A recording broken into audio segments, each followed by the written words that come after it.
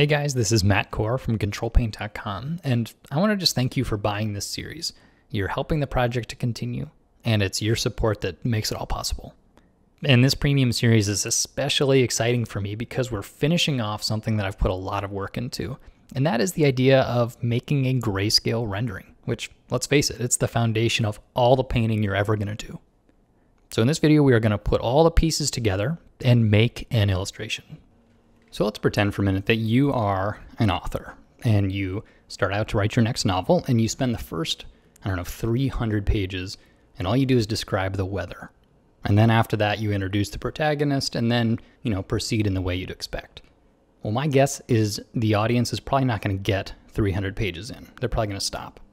And they're not stopping because you have bad grammar or because you don't use good word choices.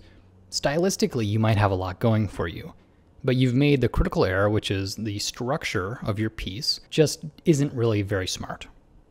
The reader's no longer interested because you haven't given them a nice plot to follow. So the point is, no matter how beautiful your prose is, the structure is very important. The way that you lay it out for the audience matters. And as a painter, you have the same deal. You have tools, which are your ability to render light and describe materials and all the things we've been talking about in the parts 1 through 3.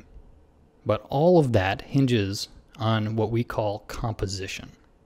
This is like the glue or the blueprint, however you want to think about it, that holds together all of your technical abilities. And it is what gives the viewer a plot to follow. It is the story.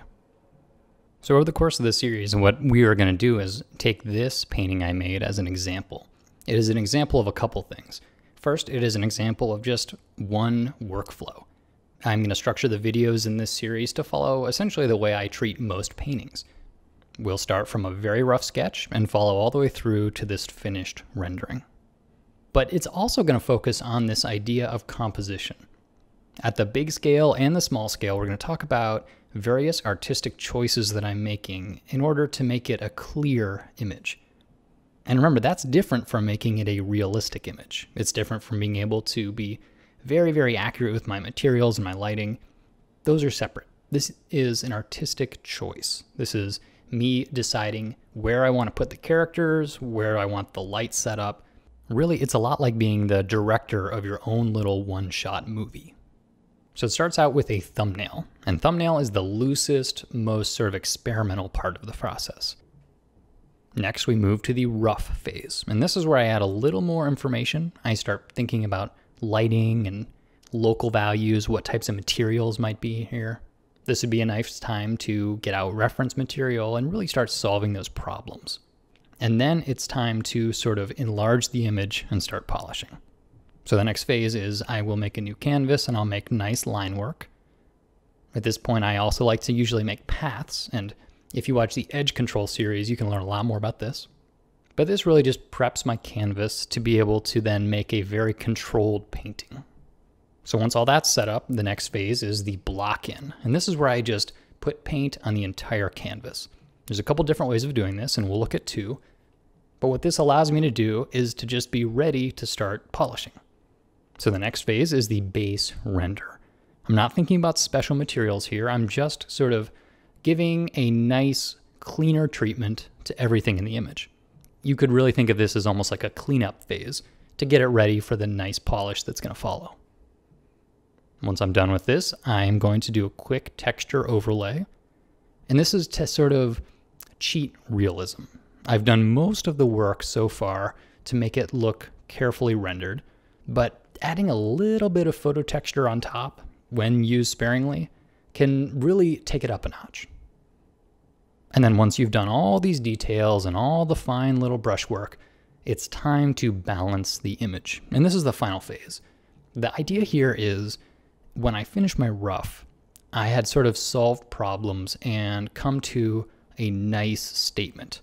You could look at the rough and get what's going on. Even though there weren't any small details, it was clear. And to me, that's what painting is all about. It's getting clarity. We're not trying to impress anybody with how many perfectly rendered bricks we can make. We're trying to tell them a story.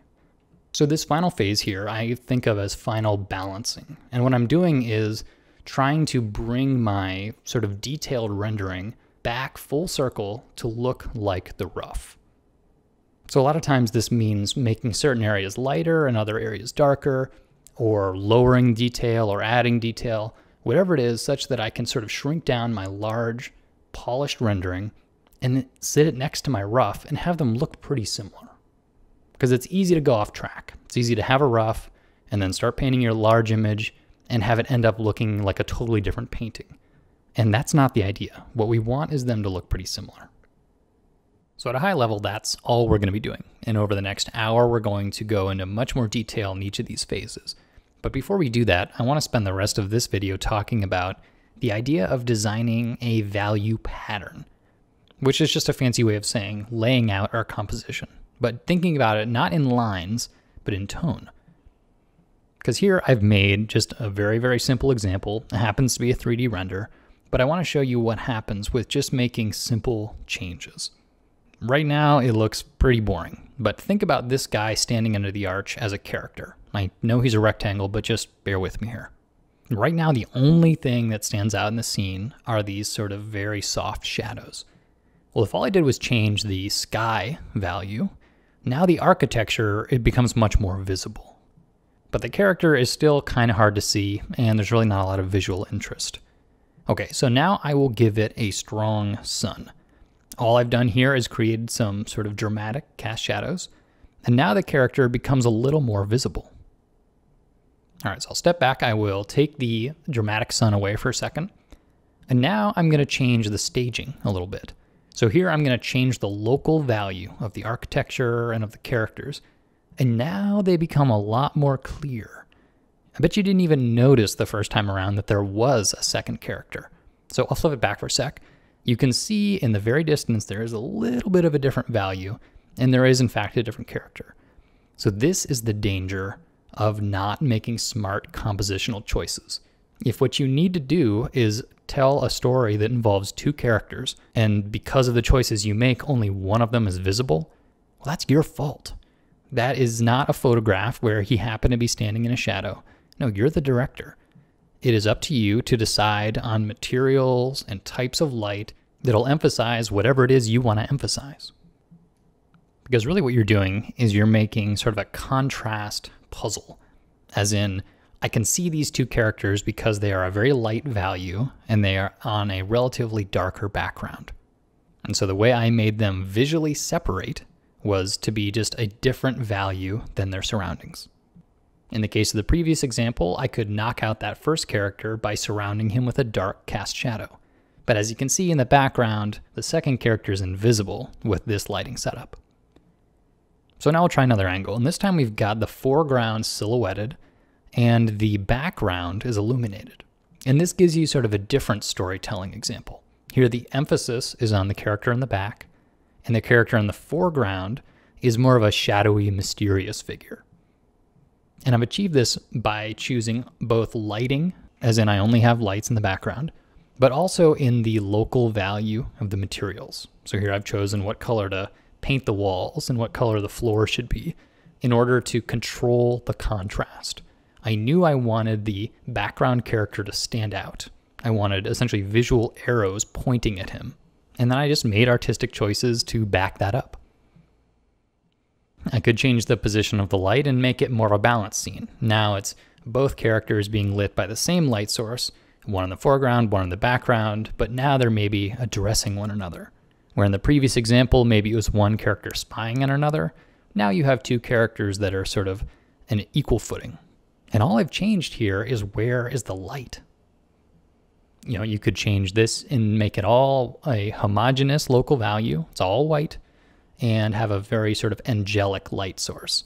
And what previously felt like a sort of mysterious voyeuristic scene now becomes something totally different. And then the other choice that you can make, which I've not shown in these examples, is just move stuff. Remember, you are not taking photos. If what you need to do is make a character stand out from the background, why not put them in front of a doorway or something where it's a dark shape put there intentionally in order to pop them out? And this is why I sometimes think of it as a puzzle. Because what you have to do is say, okay, I have a light character So that means if I want them to stand out, they need to have a dark background. Okay, easy. Well, what if they're wearing a light shirt and dark jeans? Well, then it gets a little more complicated. So you have to have something that is both contrasty dark behind their light shirt, but that's also light to contrast against their dark jeans. And for this, you have the ability to change the staging. You can put some potted plant behind them if you want to. It could be a cast shadow. It could be simply a rendering trick. You know, sometimes it's okay to just cheat the way you're rendering a form in order to make an edge a little bit more visible. But this is the game that we play. Clear images don't just happen accidentally. It's really up to you to make every tone count. Because sure, I agree, your image does need a potted plant. But if you're going to put it there anyway, why not make the tones enhance what you're trying to say, instead of sort of confusing the image? The important thing to remember is that the eye looks for contrast. So if you have high contrast, that's what your audience is going to look at. If you have low contrast, they might miss it completely. So use that to your advantage. Use it intentionally. Have a focal point, make sure the audience is going to look at it, and do that with tone. Because look, these examples are obviously not very beautiful. They are rectangles standing in a very simple diorama, but they each tell a very different story. So think what you could do with your own line art. These choices are a big deal. And so when you're moving from a thumbnail into a rough, this is what you're going to be deciding on. We are making a value pattern based on the staging. What kind of lights are we going to use? What kind of local values? So in the next video, I want to talk about how I arrive at my final rough and the various experiments that it went through along the way.